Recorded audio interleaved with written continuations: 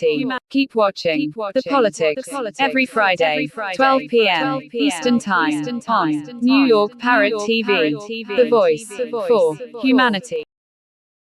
Welcome to Talking Politics. My name is Robert Press. I am a reporter for the New Bronx News, as well as the Parkchester Times, which are part of Muslim media like this program. I also contribute to the Co-op City News and the Bronx Chronicle.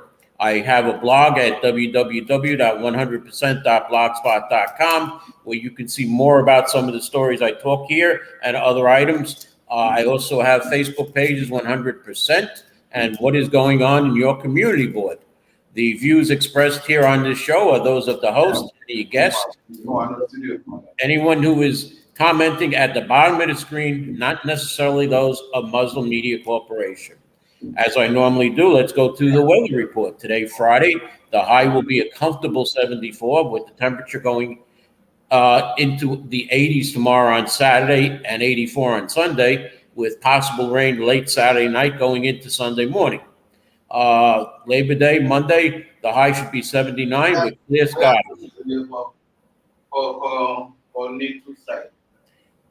Before I get into national, state, and city politics, I want to take up two local Bronx issues. Here is an email I received from Bronx Borough President Vanessa Gibson that didn't appoint me to Community Board 11 last year. On the top, it says Community Board application status. There is no names or emails there, and I'll read it now. Dear Robert Press, I want to sincerely thank you for your time and patience during the Bronx Community Board appointment process. Unfortunately, I regret that I'm unable to appoint you to one of the 12 Bronx Community Boards at this time. Over 500 applicants, both those who were reapplying and new applicants, took part in a virtual interview process. My staff carefully reviewed all submitted applications. While I am unable to appoint you to this cohort of community board appointments, please note that there is always a possibility of a vacancy between now and May 2024. My office and I will move quickly to fill any vacancy that arises and could consider your application for midterm appointment. Now, there were two vacancies that occurred so far this year, and Borough President Gibson has not filled them as she said she would. Now, this year I was not going to apply, but new Councilwoman Christy Marmorato asked me to apply, saying that she would get me appointed as one of her nominees. The Councilwoman covers about 90% of the Community Board 11 area. However, this year she got only 5 people appointed to the board, which was July 15th, and I was not one of them. I was told by the Councilwoman that she would try to get me on the second round.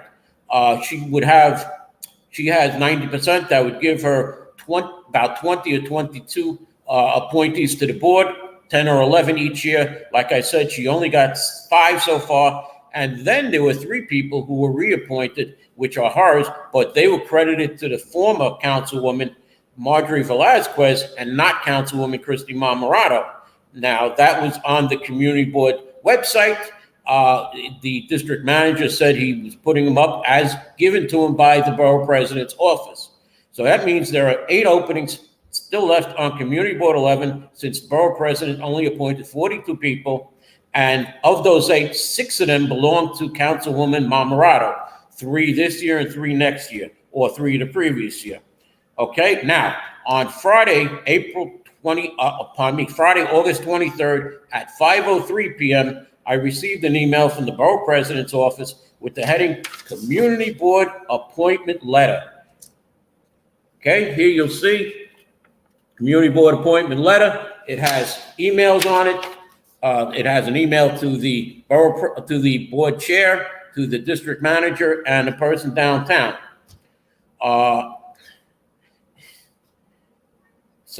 But there was a problem on here, and I tried to call the borough president's office, but when I called, I received, our office is open 9 to 5. We are closed currently. Please call back on Monday. I tried again to a different number, got the same answer. On here, and I'm going to read it to you. It says, Dear Robert Press, thank you for your time and service on our community boards. Regrettably, I am unable to reappoint you for this cycle. Our office received nearly 600 applications this year. In addition to carefully reviewing every new applicant, we took great care in assessing the performance of current members that reapplied. Your reappointment, it says application, underwent a comprehensive review by my team, as well as a consultation with your local council member who nominates applicants for 50% of the community board seats. You should watch the August 1st executive board meeting, which is on the Community Board 11 YouTube site, to see some of the appointees of the borough president. One said to the board, to the executive board, what does a community board do? The vice chair, the treasurer, the district manager all tried to answer him, and it was I who spoke for 2 minutes, telling him exactly what a community board does, what their powers are. And I used an example of the Parks Committee meeting, where the Parks Committee chair was given 2 presentations by the Parks Department and said, gee, we like A, but we don't like B. And I believe I said this before on the show. And it was I who said to her, you don't have to take both. You could tell Parks you want one and you want them to come back with a better proposal on the second one. So, how the borough president is putting on people who ask, what does a community board do? I don't know. Now, after reading the letter a second time, like I said, I called a little later when I couldn't get through to the borough president's office. I then went on my Facebook page, what is going on in your community board, and thanked the borough president for appointing me to Community Board 11. And I posted just the top of the email because I didn't want to embarrass the borough president by showing how her office screwed up on the bottom, saying that she was unable to reappoint me when I was never on Community Board 11 by her. By the way, Bronx Borough President Vanessa Gibson even commented about me on Monday, August 26th, on my posting, thanking her for her appointment. She wrote, SMH. Now, Bob, you know you're completely out of order for even sharing this on social media. Now, why would I be out of order if I want to share a letter that says I'm appointed to Community Board 11? All right, she goes, you know the end result and what the body of your email says. Yeah, I know what the email body said. It said your office screwed up. I will leave it at that. The borough president, was very careful, and I'll point out that the borough president was very careful in her words, but she did not say that I was appointed, and she did not say I wasn't appointed. And the body of the letter did not apply to me since I was not a Community Board 11 member.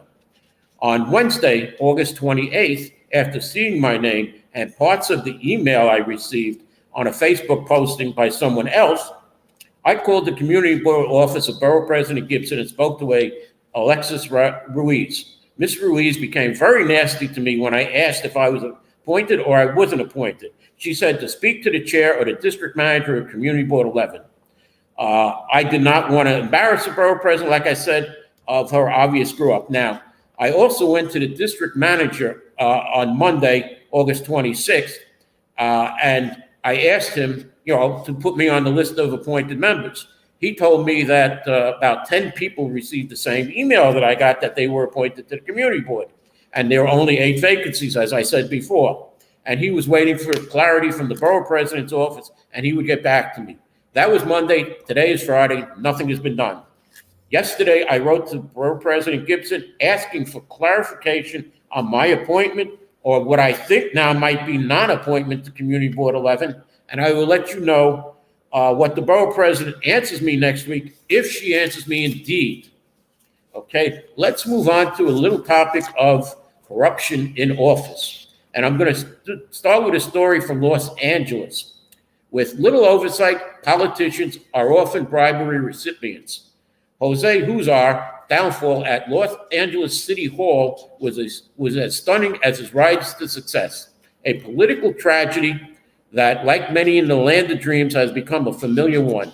Born to a large family in rural Mexico and raised in poverty near the towering high rises of downtown Los Angeles, he overcame enormous odds to graduate from the University of California, Berkeley, Princeton University, and UCLA Law School. He returned to his own neighborhood in East Los Angeles to run for the school board and eventually city council, where he gained control of the influential committee that approves multi-million-dollar commercial development projects across the city. His spectacular fall after FBI agents caught him accepting a $1.8 million worth of casino chips, luxury hotel stays, prostitutes, and a liquor box full of cash from Chinese developers was cast by federal prosecutors as an epic Hollywood tale. They persuaded a judge in January and to sentence him to 13 years in prison on charges of tax evasion and racketeering. Gee, that sounds like something that Al Capone was caught on. So now he has gone to prison, and we have another story that has hit here in the Bronx. And this comes directly from the U.S. Attorney Damian Williams, the U.S. Attorney for the Southern District of New York. He announced the unsealing of an indictment charging Nicole Torres, an elected district leader in the Bronx and an employee of the New York City Board of Elections, with illegally demanding payments from Bronx residents to herself and a local unnamed organization in exchange for selecting those individuals as poll workers. Torres is charged with falsifying documents to make it appear that certain individuals had worked as poll workers on particular dates when in truth and in fact they had not. Torres and other members of the scheme then allegedly split the fraudulent obtained paychecks issued to the no-show poll workers. Torres was arrested Tuesday morning. According to the allegations contained in the indictment, since in or about 2019, Torres had been a district leader for New York's 81st Assembly District in the Bronx. In addition, since at least or about 2016, Torres had been an employee of the New York City Board of Elections. While working at the BOE, Torres had at times been responsible for ensuring that poll workers are paid for their work during early voting and election day. Torres abused her power as a district leader and as a Board of Election employee to engage in two illegal schemes.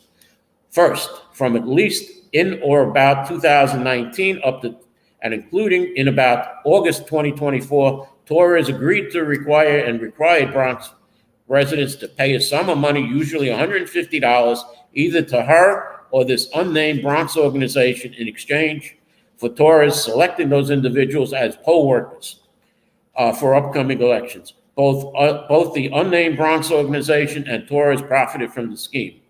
Torres personally obtained $28,000 in illegal payments, the U.S. Attorney's Office says, and she received those payments in the amounts of about $150 through mobile payment applications, money orders, and often in amounts of $150 in checks. In certain instances, Torres received money orders and checks that were written out to the unnamed Bronx organization, and Torres altered the payee line on those money orders or checks to say Nicole Torres so that she could deposit the money in a personal bank account. Second, it says on the indictment, from at least or around 2018 up to and including in about August 2024, Torres agreed to falsify the forms booklet, which is a New York City Board of Elections record book, which poll workers record their attendance at particular poll sites to make it appear that certain individuals worked as poll workers during and voting and election day, when in truth, they did not. Torres is well known, those individuals did not work on those dates. Torres often worked with coordinators who oversaw the forms booklet at specific poll sites. These coordinators signed in no-show poll workers in forms booklet, frequently at Torres's discretion.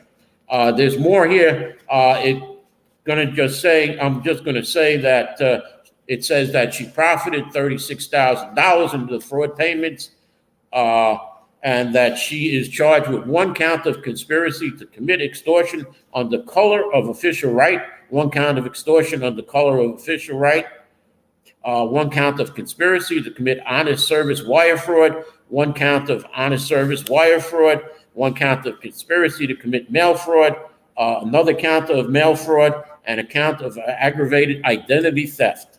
The first 6 counts carry a maximum sentence of 20 years in prison. The 7th carries a mandatory term of 2 years.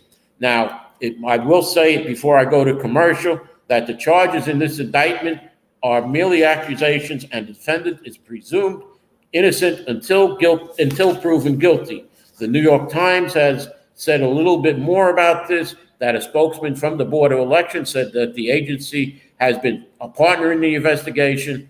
We continue to send a clear message that allegations of wrongdoing will thoroughly be investigated and referred to law enforcement officers immediately. The U.S. Attorney's Office declined to comment in the New York Times article. And let me just say before I go, and this is going to be the last thing I say before I go to commercial, poll workers can make $2,750 each election cycle. This year, there are 3 election cycles, which means poll workers would be paid $8,250 for working all 3 election cycles. There was the presidential cycle in April, the primary in June, and we have the general election in November. So let me now, as my producer is trying to tell me, let me go to a commercial right now.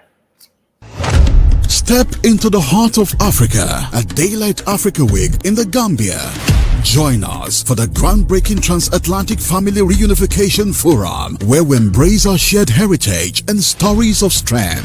Explore the captivating history of Banjul, Bakau, Kunta Kinte Island, Sanyang, Tendaba, and more, where our roots run deep. Celebrates Africa's unity and progress. Witness the Odana Laye Award ceremony, honoring trailblazers who shape our destiny. Network and connect. Join our social and economic networking events. Together, we'll pave the way for a brighter future. Daylight Africa Week in the Gambia. An unforgettable journey awaits you from September 2nd to 10th. Reserve your spot now at www.daylightafrica.org. Terms and conditions apply. Daylight Africa Week. Unite with us in the heart of Africa. Be a part of history in the making.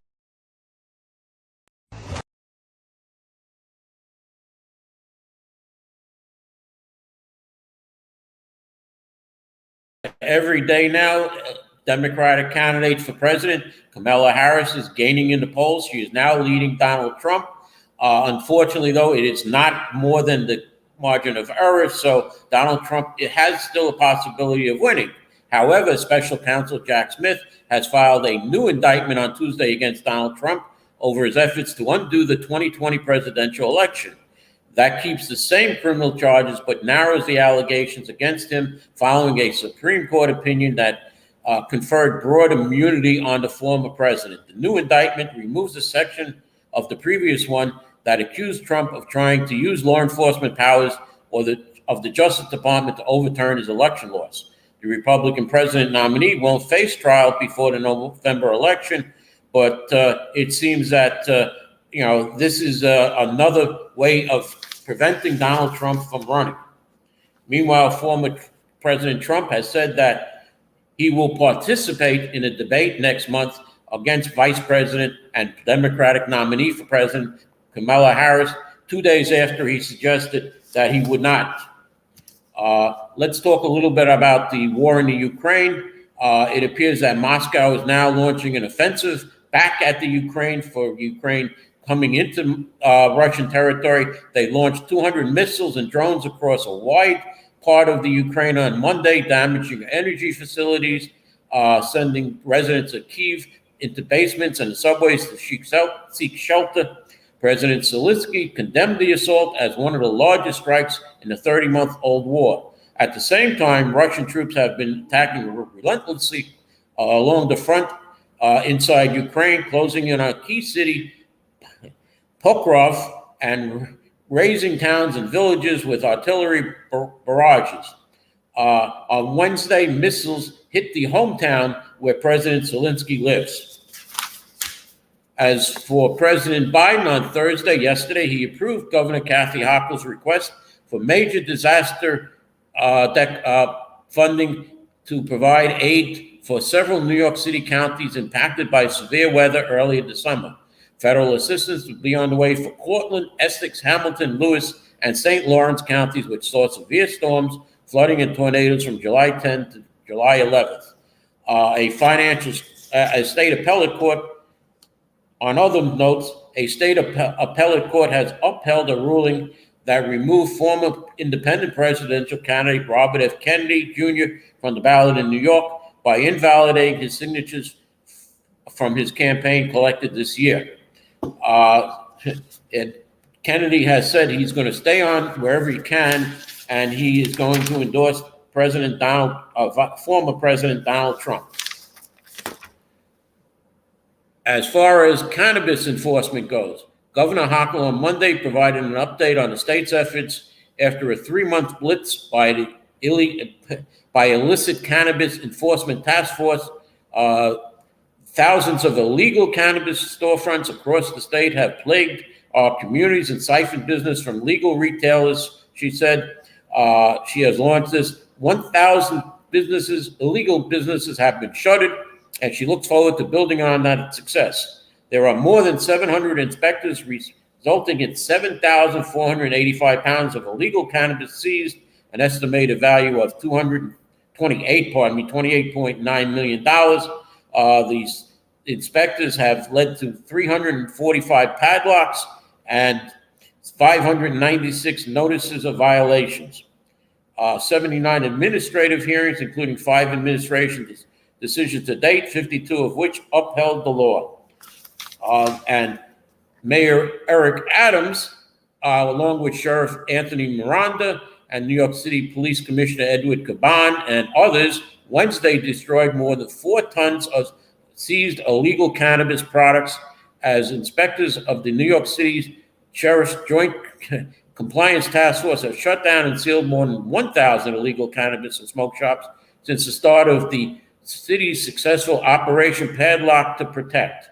Cannabis operators who are running afoul of the law pose a public safety and health risk to our communities and destabilize the emerging legal industry, said New York Police Commissioner Edward Caban.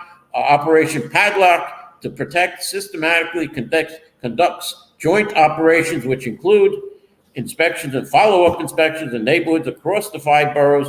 When illegal stores are ordered to seal, officers from the local precincts monitor locations to ensure that these businesses comply and alert the sheriff's office when violations of the seal order occur. Randy Mastro, a former part of the Rudy Giuliani administration, we've heard his names in Yankee Stadium, among other things. He is looking to be the city's next corporation counsel, and word is that his chances are slim to none. He doesn't have the support of the council, one member said, who wanted to stay anonymous. There was a public hearing held on Tuesday on Mastro's nomination, which went more than 11 hours as council members pressed him on his controversial record. But it was a testimony at the end of the day from Bridget Ann Kelly, a former aide to Governor Chris Christie, and who was convicted for her role in the Bridgegate scandal, that council members called damning and impactful. Kelly testified that Mastro was sexist towards her and used her as a scapegoat. Randy Mastro is a conniving and ruthless politician and operative who happens to be attorney. She testified with tears in her eyes. Council members pointed to Mastro's years serving under the Giuliani administration, representing Governor Christie in the Bridgegate scandal, as well as oil giant Chevron in a case centered on pollution in Ecuador, and most recently for him representing the state of New Jersey in its lawsuit against New York City's congestion pricing plan. There has to be a lawyer out there with a less offensive resume, one council member said. If he were to be confirmed, Maestro would technically represent both the mayor and city council in legal issues, as well as the city's legal department, which consists of about 800 lawyers. Many council members doubt he would represent them and said he would just be the mayor's lawyer. In his testimony, though, Maestro insisted he would strive to keep a balance between both sides when arguments arose. I will be an independent force for good, representing this council in ways no corporate council ever has before, he testified. In 2019, voters approved a referendum advising consent, which gives council members the power to confirm or deny the appointment of the city's corporation counsel and the commissioner of the Department of Investigation. And currently the council is looking to have more oversight on the mayor's appointments, period. Council sources said they told the mayor this spring before Randy was officially nominated that many council members were severely opposed to him, but the administration charged forward, one council member said. They are frustrated by this waste of time and energy. Mayor Eric Adams was at a separate event on Wednesday, and he was asked what he thought of the hearings. He goes, "It was all part of the process," Eric said. On an interview Mayor Adams did with PIX 11 Wednesday night, he was asked if he still stands with Mastro after listening to the hearing. His answer was 110%. I like how he didn't say 100%. I've looked into his record. I've looked through what he's done, everything from suing those against Black Lives Matter, suing Donald Trump, what he has represented, and looked at the list of people who have supported him and former corporation counsels and other affluent and important people part of the legal process. Adams continued, listen, attorneys take on tough cases, and if we demoralize attorneys for those cases they take, that's a slippery slope, because then we're saying those who commit crimes or those who are accused of crimes don't have a right to due process. That's not a country that I want to live in, Mayor Adams said.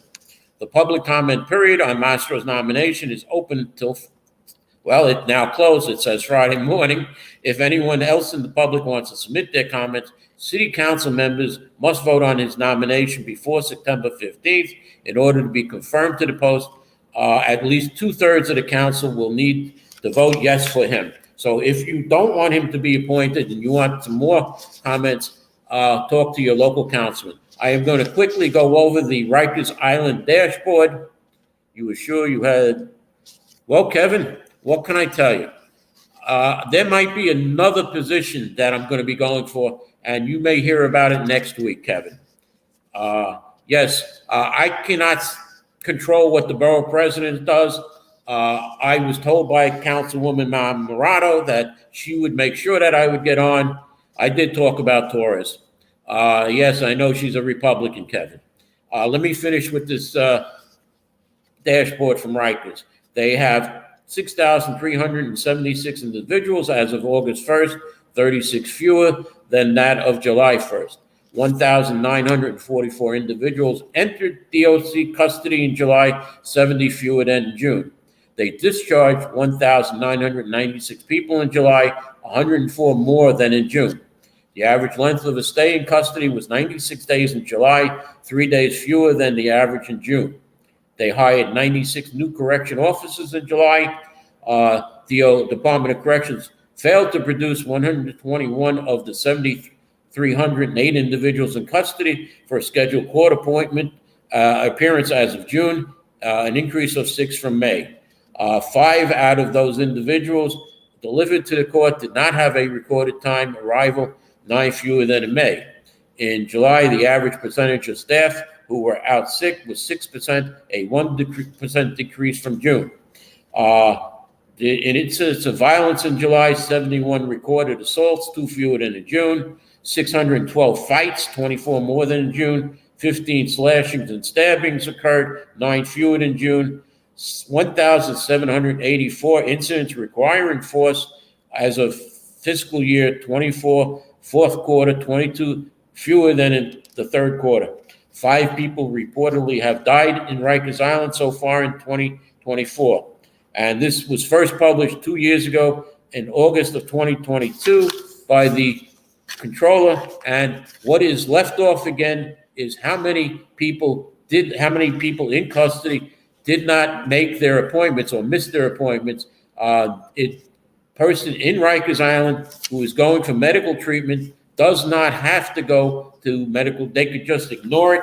So this is why people around just home in Jacoby Hospital are very worried that these people that the Health and Hospitals Corporation and the city jails, Department of Corrections want to put there may not go to their appointments. They don't have to. They don't have to listen to the city. They are going to be free to roam anywhere around the community, around Jacoby Hospital, and that worries the community. And that's why we need to stop just home at Jacoby Hospital. And I'm going to end it here since I see I'm at the half-hour mark. where I normally end the show, but I do want to say a few last items. This last item, Fernando Cabrera, a Bronx pastor with a history of anti-gay views who served as an advisor to New York City Mayor Eric Adams at City Hall, has filed paperwork this week to mount a 2025 campaign for his old council seat against incumbent councilwoman Perina Sanchez and challenger Brian Hodge Vasquez. So let me say that's it for this week's show.